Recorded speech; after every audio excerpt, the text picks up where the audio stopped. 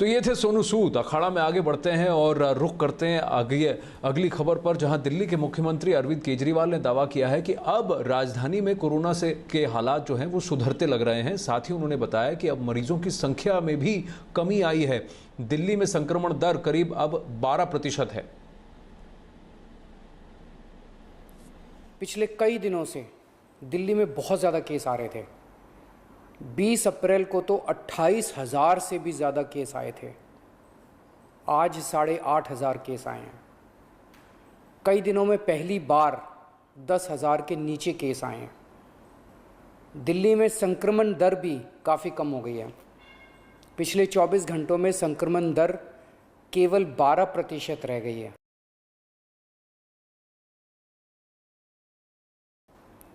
पिछले कई दिनों से दिल्ली में बहुत ज़्यादा केस आ रहे थे। 20 अप्रैल को तो 28,000 से भी ज़्यादा केस आए थे।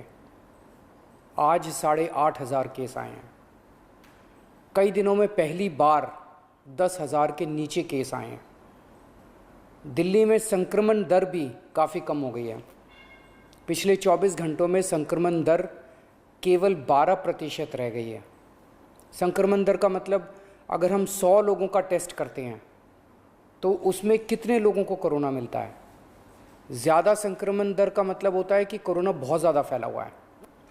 आज ये संक्रमण दर केवल 12% आई है। 22 अप्रैल को ये 36% तक पहुंच गई थी दिल्ली में संक्रमण दर। इसका मतलब दिल्ली में अब काफ़ी कम लोग बीमार पड़ रहे हैं। अस्पतालों में भर्ती लोगों की संख्या भी अब काफ़ी कम हो गई है।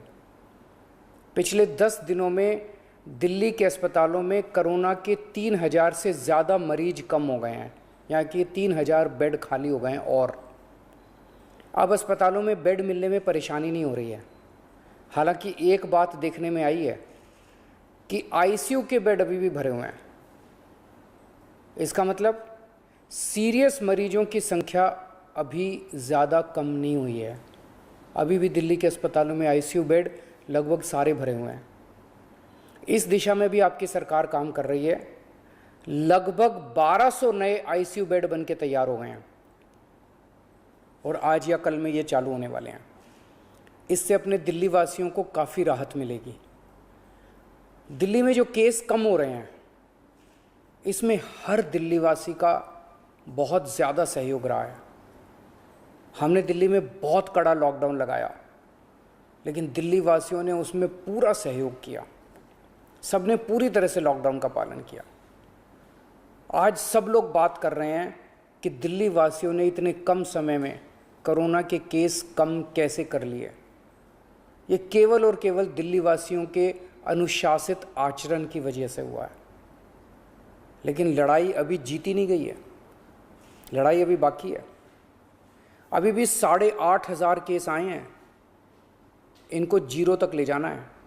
कोरोना को पूरी तरह ख़त्म करना है। और दूसरी बात, हम अगर अब ढीले पड़ गए तो ये केस फिर बढ़ जाएंगे। कोई गारंटी नहीं है कि ये कम ही रहेंगे। फिर से दिल्ली पे मुसीबत आ सकती है। इसीलिए किसी भी हालत में ढिलाई नहीं करनी। कड़ाई से लॉकडाउन का पालन करना है और कोरोना से बचने के जितने भी उपाय हैं वो सारे लागू रखने हैं। दिल्ली सरकार भी अपने इंतजामों में कोई कमी नहीं छोड़ रही। हम अभी और नए ऑक्सीजन बेड बना रहे हैं। ऑक्सीजन के कई हज़ार सिलेंडर खरीद रहे हैं। नए नए आईसीयू बेड बना रहे हैं, ताकि भगवान ना करे अगर कोरोना के केस फिर से बढ़ गए तो हमारी तैयारी में कोई कमी नहीं होगी। पिछले कुछ दिनों में बेहद दुखदाई, बहुत दुखदाई दिन बीते। पिछले सभी कोशिशों के बावजूद हम अपने कई दिल्ली वासियों को बचा नहीं पाए। कई परिवारों में तो एक से ज़्यादा मौत हुई हैं। मैं भगवान से प्रार्थना करता हूँ कि इन सभी आत्माओं को शांति प्रदान करे। बड़ी खबर आ रही है।